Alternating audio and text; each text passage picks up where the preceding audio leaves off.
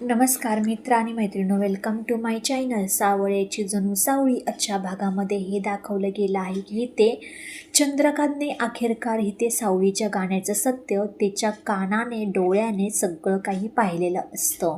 तेव्हा सावळी आपली बेधुंद होऊन कसल्याही मागचा पुढचा न विचार करता ती फक्त आणि फक्त गाणं गात असते आणि चंद्रकांत तिच्याकडे पाहतच राहतो. अरेच्या, हे कसलं आजोबा आहे.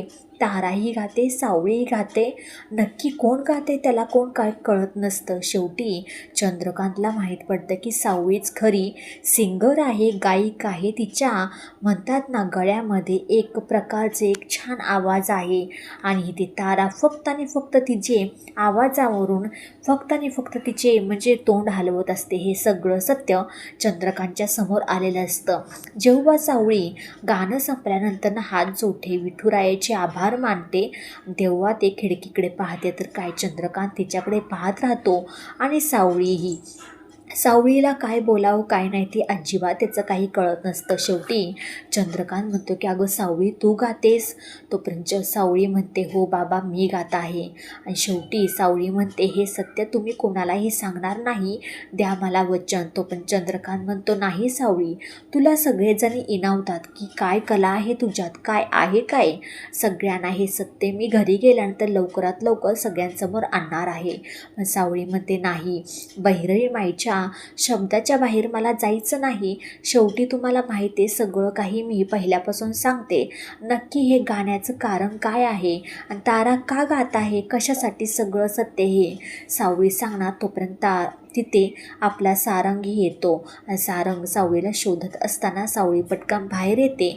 सगळं काही सावळीबरोबर जो काही किडनॅपिंगचा प्रकार गुंडांनी हल्ला केला होता तो सगळ्यांसमोर आणतो. म्हणतो की सावळी, आज काय झालं होतं, गुंड तुझ्या पाठीमागं का लागले होते, सगळं काही ती सांगत असतो. तोपर्यंत इथे अमृतामध्ये सावळी, सारंग सांगतोय ते सगळं काही खरं आहे का, असं झालं होतं का, असं काही बोलत असताना अमृताला अचानक आपल्या चक्कर येते. तोपर्यंत राजकुमार म्हणतो की जावा पटकन इथे डॉक्टरांना बोलवून घ्या, अमृताला काय झालंय ते बघूया. जगन्नाथही तिथेच असतो, पण जगन्नाथला थोडंसं अजिबात वाटतो की इथे अमृताला अचानक काय झालं. तेव्हा त्याच्या डोक्यामध्ये काही विचित्रच काहीतरी चाललेलं असतं जगन्नाथच्या. तोपर्यंत इथे अमृताला सगळे काही घरी घेऊन येतात, डॉक्टरांना बोलवलं जातं, सगळे काही टेन्शनमध्ये असतात. तोपर्यंत सावळी आपली अमृतापाशी असते आणि डॉक्टर वगैरे गेल्यानंतर सावळी म्हणते, आपल्या घरामध्ये गोड बातमी येणार आहे, लवकरात आपल्याला टोपडी वगैरे, स्वेटर, सगळे काही कपडे घ्यावी लागणार, विणावी लागणार आहेत.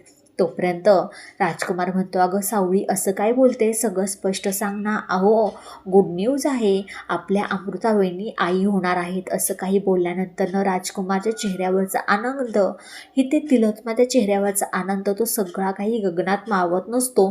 तो पटकन जाऊन दोघेही अमृतापाशी जातात आणि तिला भेटतात. तोपर्यंत चंद्रकांत सावळीकडे पाहतच राहतो. जेव्हा चंद्रकांत म्हणलेला असतो की सावळी, मी सगळं काही सत्य घरच्यांना सांगणार आहे आणि तू जे काही आत्तापर्यंत करत गेली आहे ना सारंगसमोर, त्याला फसवत गेली आहेस, ते सगळं काही मी सारंगला सांगणार आहे. शेवटी चंद्रकांत आणि सावळी एकमेकाकडे पाहतात आणि सावळी म्हणते, बाबा प्लीज आता तुम्ही सांगू नका, कारण की अमृतावहिनीची ही गुड न्यूज सगळ्यांसमोर आहे, आनंदाची बातमी आहे. त्याच्यामध्ये हे विरजन नको माझं, हे काहीतरी वेगळंच काहीतरी घडायचं.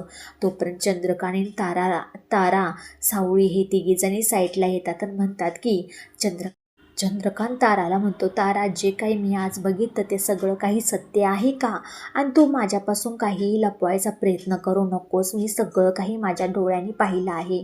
तारा सावळीकडे बघते. सावळी म्हणते, हो तारा मॅडम, बाबांना सगळं काही सत्य माहीत आहे. तोपर्यंत ते येणाऱ्या भागामध्ये आपल्याला पाहायला भेटणार आहे की आपली अमृता प्रेग्नेंट आहे. त्यामुळे मेंढ्यांच्या घरामध्ये एक मोठी गुड न्यूजच आहे, कारण की ऐश्वर्याला वाटत असतं की मी आई होणार नाही म्हटल्यानंतर कोणालाही बाळ नको ये. त्यामुळे ऐश्वर्याची नक्की पुढची चाल नक्की काय असणार आहे येणाऱ्या भागात आपल्याला पाहायला भेटेल. व्हिडिओ शेवटपर्यंत पाहिल्याबद्दल खूप सारे मनापासून धन्यवाद. बाय सगळ्यांना, भेटूया पण पुढच्या व्हिडिओमध्ये.